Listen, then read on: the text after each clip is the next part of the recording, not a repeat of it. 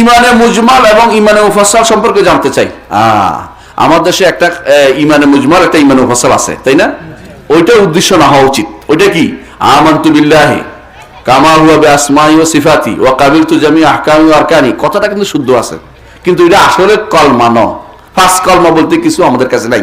First কলমা আসলে আমাদের কাছে না। আমাদের কাছে কলমা একটা হচ্ছে কি, আশহাদু আল্লা ইলাহা ইল্লাল্লাহ ওয়া আশহাদু আন্না মুহাম্মাদান আবদুহু ওয়া রাসূলুহু, অথবা ওয়াহদাহু লা শারীকা লাহু, বাইরে কোনো অসুবিধা নেই। কিন্তু এই বাইরে কালেমা, এটাই হচ্ছে আমাদের কাছে কালেমা।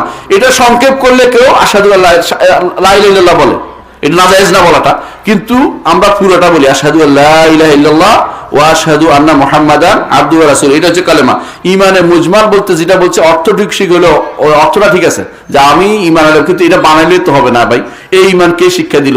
ইমান মুজমাল হচ্ছে মৌলিকভাবে ইমানের রুকন কয়টা? 6টা।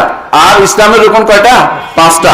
এইটা যে ব্যক্তি বিশ্বাস করবে সেই ব্যক্তি ইমানে মুজমালের অনুসারী। ইমান মুফাসসাল হচ্ছে প্রত্যেকটার ব্যাখ্যা, প্রত্যেকটার ব্যাখ্যা। এই যে উসুল ইমান গ্রন্থটা পড়লে পাবেন প্রত্যেকটার ব্যাখ্যা, তাহলে আপনি সেটা ইমান মুফাসসাল। ইমান মুফাসসাল হচ্ছে যেটা জিবরিল বলেছে আমানতু বিল্লাহি ওয়া মালাইকাতিহি ওয়া কুতুবি, আছে না? ইমান, এইটা যদি কোনো মুফাসসাল শিখে সেটা মুফাসসাল। এরা যেটা বানাইছে এটা নয়। আমাদের কাছে এই জাতীয় কোনো কালেমা নাই যেটা একজনে বানায় আরেকজনে সেটা প্রচার করে। হ্যাঁ, ইমানে তামজিদ একটা আছে, তাই না? কালেমা তামজিদ জীবনে কোনদিন শুনছেন? কোনদিন কালেমা তামজিদ? এটা আসলে আমি পড়ি নাই, অনেক জায়গায় খুঁজছি, এটাও কোথাও পাই নাই। এটা হচ্ছে ওয়াহেদ আল্লাহ, সানিয়া লাকা, কত রকমের নাম একটু মুখস্থ করতে পারিনি। যেই কলেমা কেউ কোনোদিন বলে নাই, রসুলও বলেন নাই, কোরআনও আসে নাই, সেই কলেমা কিভাবে কলমা হয়ে গেল আমাকে বলেন? এগুলো হচ্ছে বানোয়াট কথা। তবে ইমানে মুজমাল যদি অর্থ এটা হয় যে আমি বিস্তারিত জানি না, মৌলিকভাবে জানি এবং শিরিক করা উল্টাটা করে না, তো তার ইমান শুদ্ধ।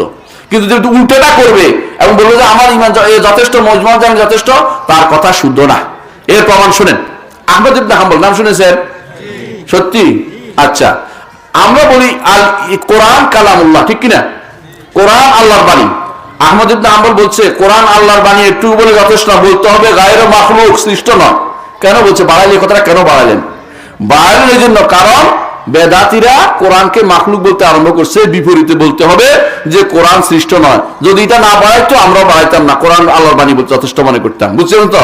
এই জন্য যখনই বেদাতিরা বেড়ে যাবে তখনই আমাদেরকে সহিহ আকীদাকে বিস্তারিত তুলে ধরা ফরজ হয়ে দাঁড়ায়, বিস্তারিত। এই জন্য ইমানে মুজমাল অনেক সময় যথেষ্ট হয় না যখন বিপরীতটা কেউ করে। আর বেশিরভাগ মানুষে ইমানের নাম দিয়ে কুফরি শিরিক করতেছে, ঠিক কিনা? জানেন কিনা? এটা কয় যে হুজুর উপরে ইমান রাখে, হুজুর উপরে ইমান রাখলে তো ইমান হারাতে ইমানে থাকে না, হুজুর কবরের উপরে ইমান রাখলে তো ইমানে থাকে না। ইমানের নামে তো আপনার কি হচ্ছে? কুফরি শিক্ষা দিচ্ছে। এই জন্য আপনাকে বিস্তারিত শিখতে হবে। ইমানের মাসলাতে কোনো ছাড় নাই, আর ইমানের মাসলাতে কোনো কি নাই, কোনো কিছু এমন জিনিস ইমানিয়াতের ক্ষেত্রে, ইমানের মাসলা মতে এমন না যে কেউ জানলে চলবে না, এমন কিছু নাই। পুরো সবাই জানতে হবে ইমানি মাসলা।